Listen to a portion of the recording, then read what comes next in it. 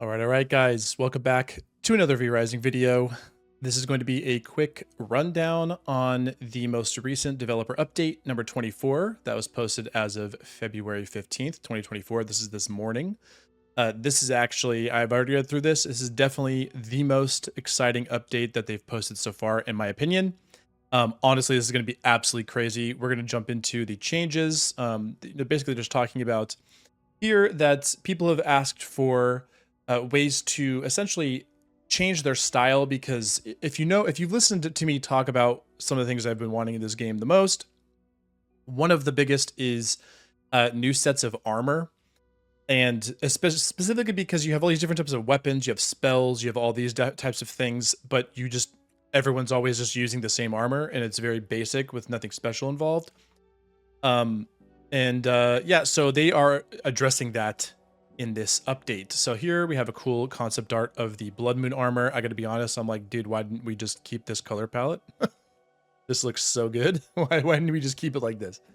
But anyway, so first things first, let's talk about weapons. So if you've heard me talk, or if you've been a fan of V-Rising for a while, then you probably know about, well, first of all, with the Gloomrot update, they brought legendary weapons, which is basically just, an upgraded version of a sanguine weapon. And what it does essentially is just buff your Q with some kind of infused, thing from the spell tree, lightning, chaos, those kinds of things, blood and whatnot from different spell trees.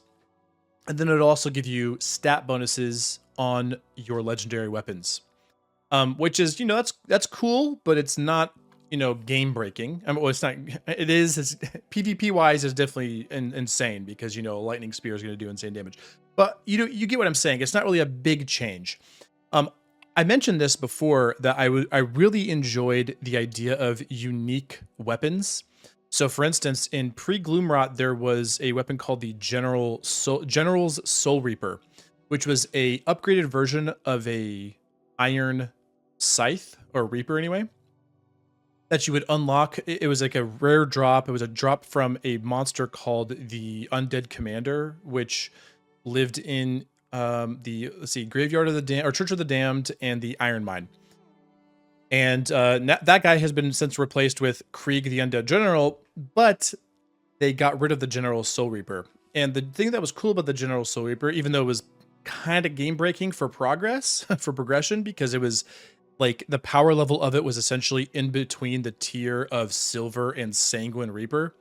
Because while the attack wasn't super high, wasn't like the highest it could be, it gave 6 spell damage and 5% spell crit, which is just wild on a weapon like that. Especially when that was the only weapon in the game that gave those kinds of bonuses, and you could get it as early as Dunley. So, anyway, so essentially, whenever they released Gloomrot, they got rid of that. So that was one of the things I kind of missed, those types of weapons, and they replaced it with legendaries, which are cool, but they aren't super cool. Well, here it says, in addition to obtaining higher tiers of armor, which, by the way, they're mentioning here, they're going to be releasing higher tiers of armor, which we kind of already knew, considering that we know that the blood key that you unlock from killing Solaris, it was like the starter item for a next set of armor and tiers of weapons and stuff. So we kind of have figured that there would probably be more armor in the game. There's been a lot of hints at that as well.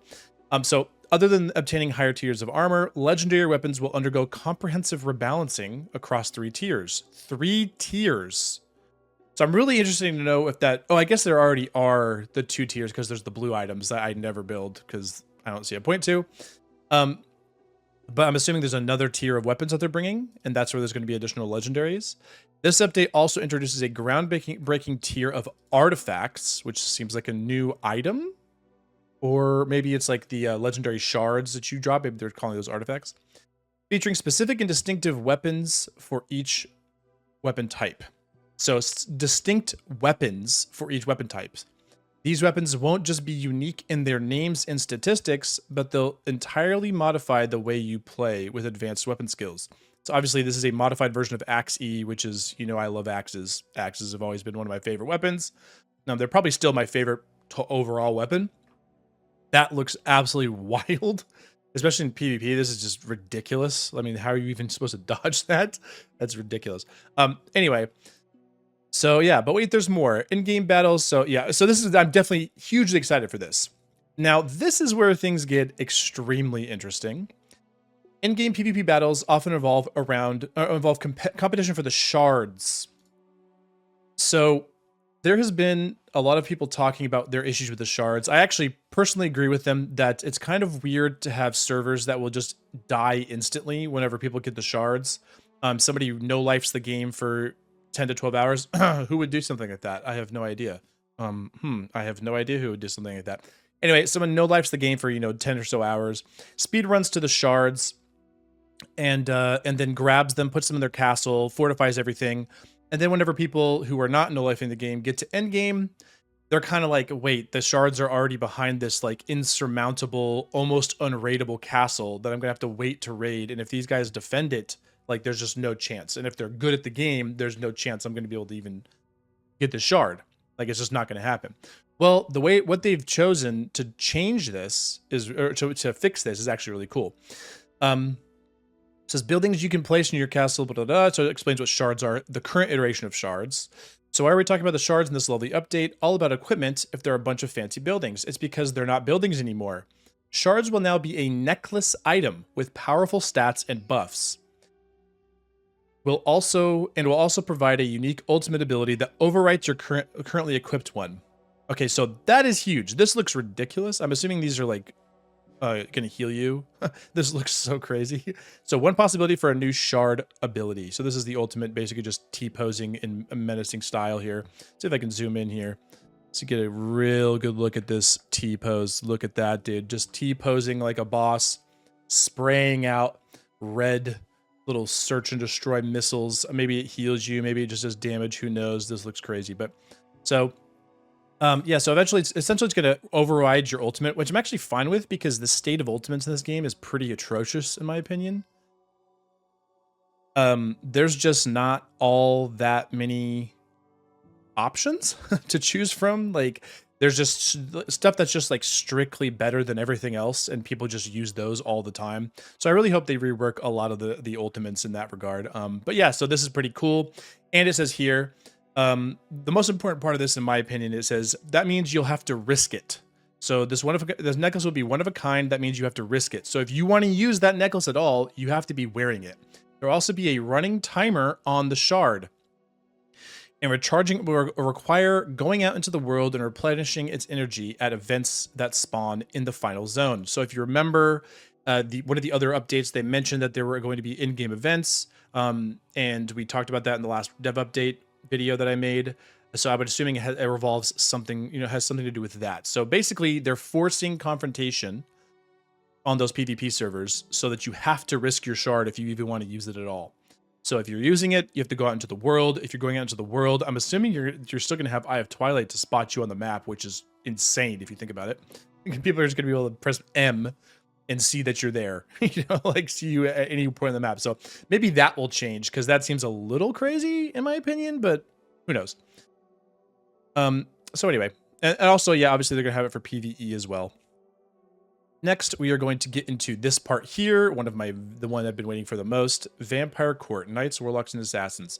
You've made it clear you want to fully embody your vampire fantasy in V Rising. Many of you have pointed out that sometimes the Night Stalker you view yourself is not quite reflected in the world of Ardoran. So essentially what we're talking about here is they are going to introduce armor sets for different play styles. So you can see here we have the Night Stalker gear, but then we have the Shadewalker gear, the Marauder gear, and then we changed the Merciless Night Stalker to Grim Ranger vest, and et cetera, et cetera. So we are getting all full new tiers of gear. This is just tier 1. They say below that they're planning on doing it for every single gear, or every single tier right here. Every tier is expanded on. So here's an early concept art for let me zoom out a little bit, for rogue themed armor sets. That looks pretty sick. So this is a big deal. Really, I mean, I've been wanting this forever. I honestly thought it was only going to be happening, like they would only introduce this type of adjustment in tier 3 gear, maybe a few things in tier 2 gear, but I did not expect them to do every single tier of gear. That is a huge deal. I'll be honest, for tier 1, If you're like me, you're probably going to be at a tier 1 in an hour anyway, or less than an hour. So I don't know if this is really going to be that big of a difference, but it's good that they added it. Also, they mentioned here, names, UI, and icons are all subject to change. I hope so. There's a better way to do this, I would imagine, than having every single thing in one list like this. I would imagine there should be something where you like click right here or something, select something on the side, and then it opens a drop down for what you're looking at. Or like a window over to the side here, just something else, because this scrolling through this just to find the exact thing you want is going to be wild. So anyway, let's go ahead and go down here. Infinite Impeccable Inspirations. So now we're getting cool. So this is where it gets really cool. We're going to have the ability to essentially adjust our color palette of each of these individual items and parts of our gear set to basically craft how we want to look, which is such a cool idea. So for instance, we have this. Here's the Dawnthorn armor set. I'm assuming this is Dawnthorn, a different type of armor. I'm not 100% sure, but this is Dawnthorn. I don't really know if this is, the same thing. Maybe they have the same stats or it's the same tier or something. But regardless, you can change what you would look like here. You can totally change what it looks like. Different color palettes. So here's some examples that just look absolutely fantastic. Here's, so we have these guys here. Go to war as a vicious death knight or elegant moonlight war leader. So it looks pretty sick. Here's a devilish warlock or arcane scholar. Daring duelist or rakish rogue or rakish rogue. So this is so something that we mentioned up here that I actually kind of skipped through was that the armor specifically is going to match right here. So warrior armor will offer more bonuses to physical damage. Scholar armor will offer more spell damage, and so on. So these sets are specifically towards a specific gear set. If you really like Scholar Blood, you really like spell casting, and you just want a way to like fully maximize your spell uses, that is going to be the way to do it. You can make armor specifically with that in mind. Okay, so let's keep going down here. So this is something. They also said this, or you can wear nothing at all. Much of this UI is still in development. Yeah. So I don't know how to feel about this. So something that they mentioned in the past that was speaking specifically about what their hesitancy was for introducing new armor types was essentially the ability to rapidly analyze and assess the situation when you're fighting someone. So right now, if I go into battle with someone and they pull out an orange spear, well, I know they have a copper spear, and that's what they have. If they pull out a glowing reaper, then I know they have a legendary reaper, right? And if I see them in brown clothes like this, well, I know they have Night Stalker. And if I see them sitting here with purple, well, they have Dawnthorn, etc., etc., etc. And so I can immediately gauge what that is. And even in this situation here, I can tell like, oh, well, you only have this available if you get to the end game, right? So this is a sanguine sword right here. Or maybe that's a silver sword, actually. And yeah, it's a silver sword.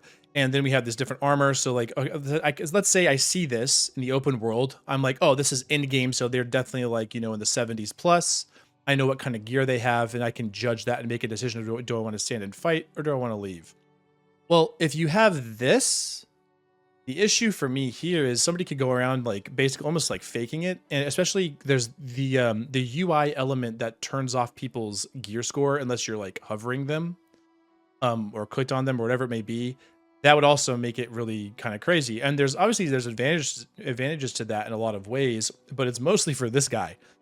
He just runs around looking like he just started the game. You can't see his eye level unless you enable it in your options. And then all of a sudden you're like, wait, why is this guy invincible? Like let's say you're in you're in tier 1 Night Stalker gear, and he's just sitting like this, and you hit him with everything you have, and it does, 50, 60, 70 damage. And he's like, what? That did nothing. Well, it's because he's hiding his gear. So anyway, I don't know how I feel about that, but it is cool that it's in the game. And then next we go down here, we're talking about just, getting the lighting right. I actually really like this. You can check the difference here. Here's what it looks like now, and then it changes to this. It's going to look really good. That's such a good, that's such a good change there. And also to go with the lighting, they introduced some cool stuff here. Also, this gear, hello, is this Blood Moon black? If not, can I have this, please?